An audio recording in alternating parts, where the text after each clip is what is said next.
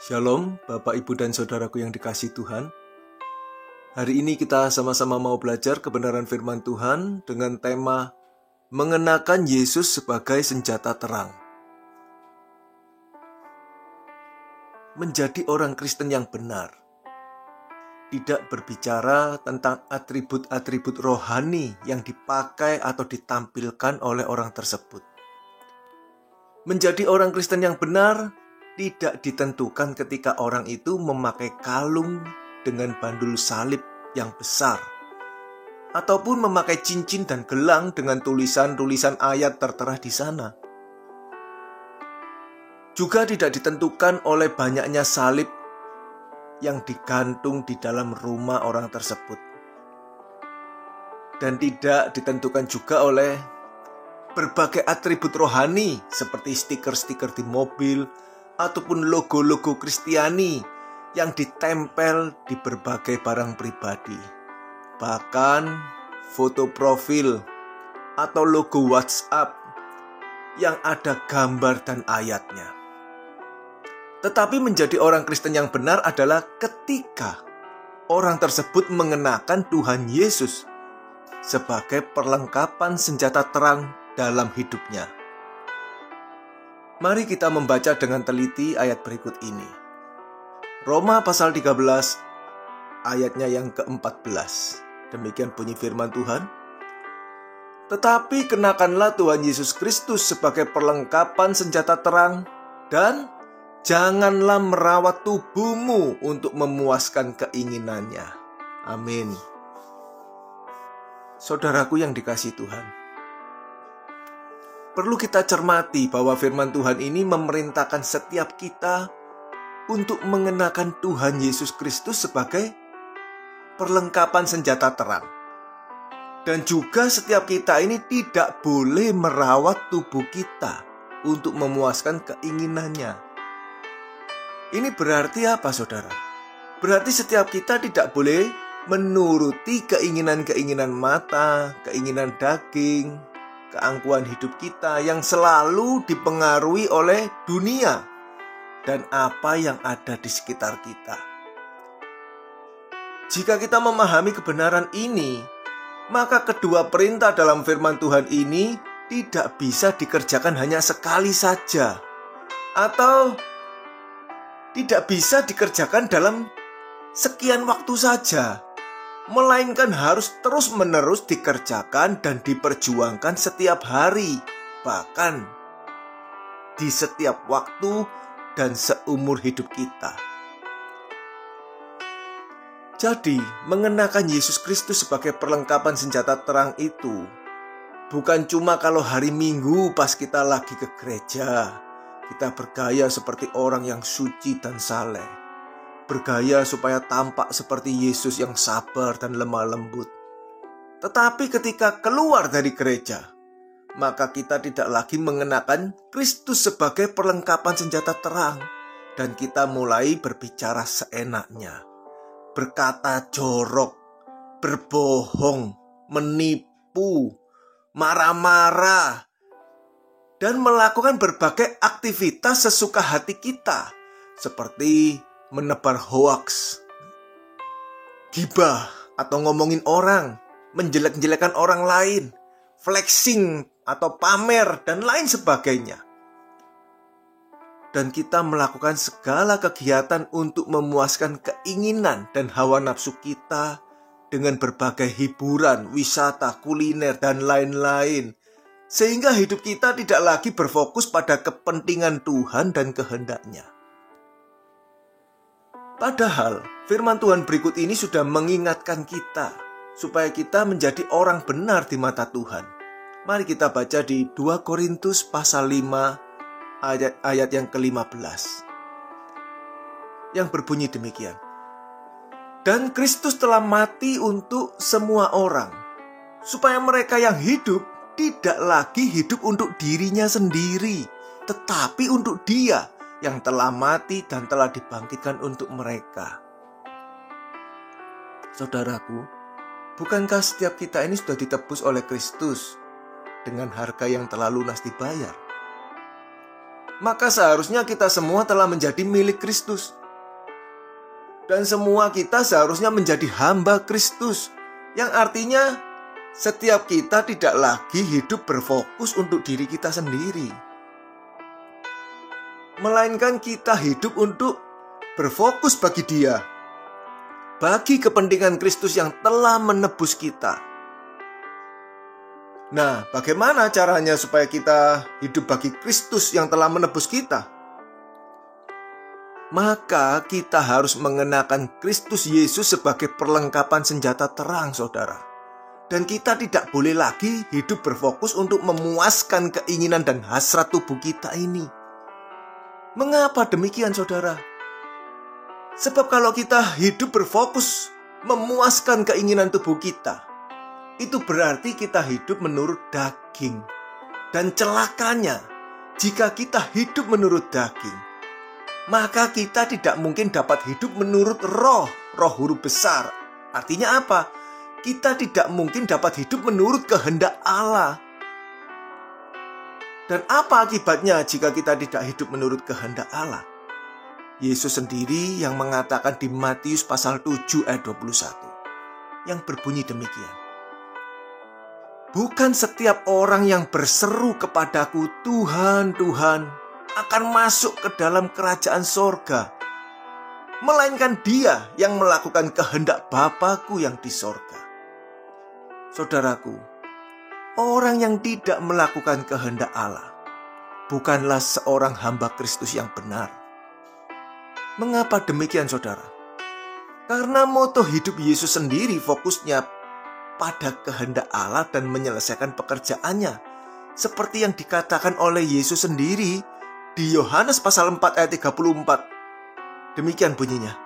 Kata Yesus kepada mereka, makananku ialah melakukan kehendak Dia yang mengutus aku dan menyelesaikan pekerjaannya. Perkataan Yesus ini juga berarti yang utama bagi Yesus.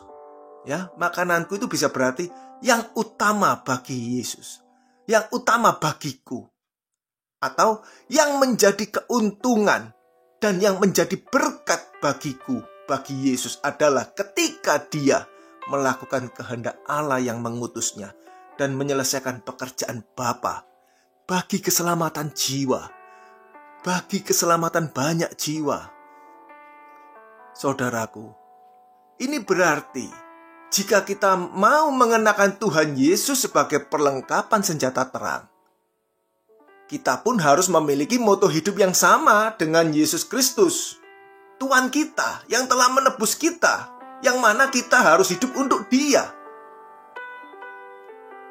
Dan hal ini akan membuktikan bahwa hidup kita ini dimiliki oleh Kristus ketika kita memiliki moto hidup yang sama, yaitu makananku, rezekiku, berkatku, keuntungan bagiku, dan yang utama dalam hidupku adalah melakukan kehendak Bapa dan menyelesaikan pekerjaan yang Bapa berikan di dalam hidupku untuk keselamatan banyak jiwa.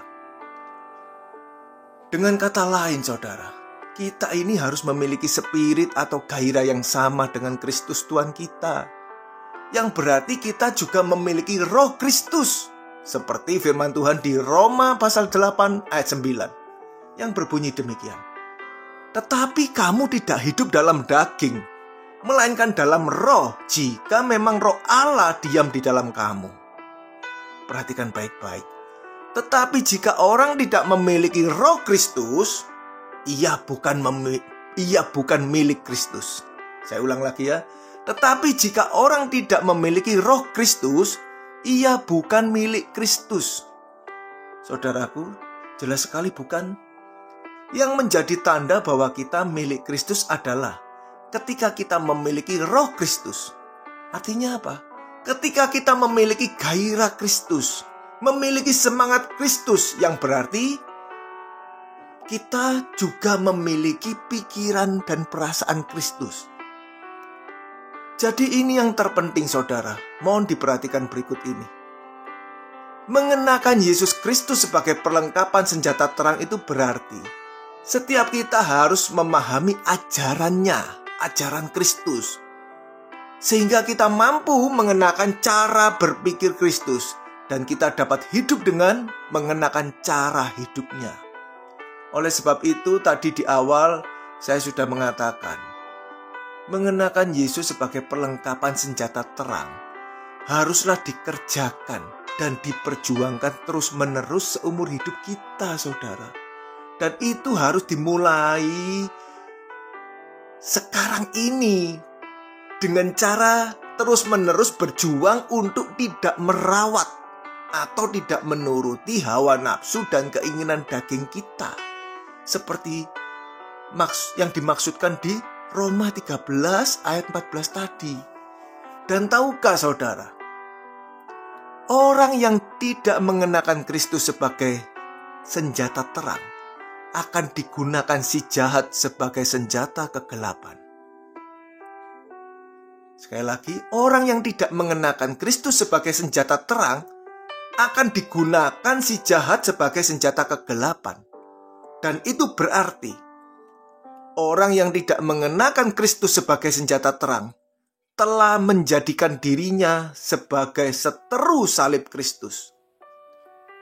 Hal ini bisa dipahami karena orang yang tidak mengenakan Kristus berarti mengenakan spirit atau cara berpikir dunia dan akan hidup untuk melakukan kehendak si jahat dan bukan melakukan kehendak Allah.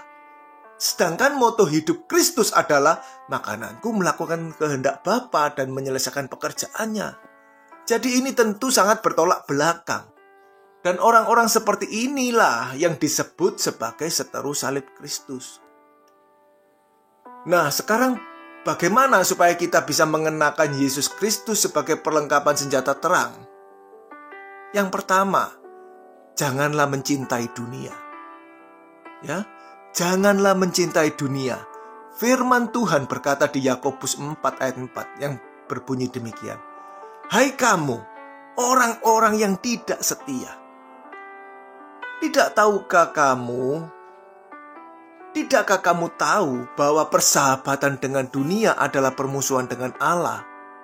Jadi barang siapa hendak menjadi sahabat dunia ini, ia menjadikan dirinya musuh Allah. Jelaskan saudaraku, orang yang menjadi sahabat dunia adalah orang yang mencintai dunia, dan orang tersebut tentu akan merawat tubuhnya untuk memuaskan keinginannya dengan apa yang dunia tawarkan. Di Filipi pasal 3 ayat 18-19 lebih jelas lagi dikatakan saudara. Ayat 18-nya ya. Karena seperti yang telah kerap kali kukatakan kepadamu dan kunyatakan pula sekarang sambil menangis, banyak orang yang hidup sebagai seteru salib Kristus. Saudara, ini surat Paulus kepada jemaat Filipi, kepada orang percaya, dan juga kepada setiap kita, jemaat Kristen hari ini. Banyak orang yang hidup sebagai seteru salib Kristus. Bagaimana seterusnya? Ayo kita baca ayat 19. Kesudahan mereka ialah kebinasaan. Tuhan mereka ialah perut mereka. Kemuliaan mereka ialah aib mereka. Pikiran mereka semata-mata tertuju kepada perkara duniawi. Saudaraku, orang yang mencintai dunia tentu pikirannya semata-mata tertuju kepada perkara duniawi. Dan orang itu akan merawat tubuhnya untuk memuaskan keinginannya yang menjadikan dirinya sebagai seteru salib Kristus, yang kesudahannya adalah kebinasaan. Jadi kalau ada orang bertanya, apakah orang Kristen bisa binasa? Tentu sangat bisa, yaitu jika orang tersebut mencintai dunia yang menjadikannya sebagai seteru salib Kristus. Berikutnya, jika kita mau mengenakan Yesus Kristus sebagai perlengkapan senjata terang, maka yang kedua, kita harus menjadi pengikut Kristus, saudara. Menjadi pengikut Kristus berarti menjadi muridnya, menjadi murid Kristus. Dalam pelayanannya, Yesus mengajar dari desa ke desa, dari kota ke kota, dan Yesus berkata, belajarlah kepadaku. Sebelum naik ke sorga, Yesus juga berpesan, jadikan semua bangsa muridku. Saudaraku, kita harus menjadi murid Kristus. Untuk apa? Untuk belajar memahami apa yang Yesus ajarkan. Karena kita mau menjadi pengikut Kristus, yang berarti kita pun mau mengenakan Yesus Kristus, yaitu mengenakan ajarannya, mengenakan kebenarannya sebagai perlengkapan senjata terang. Ada amin saudaraku? Amin ya. Ayo mulai sekarang kita sungguh-sungguh mau menjadi pengikut Kristus.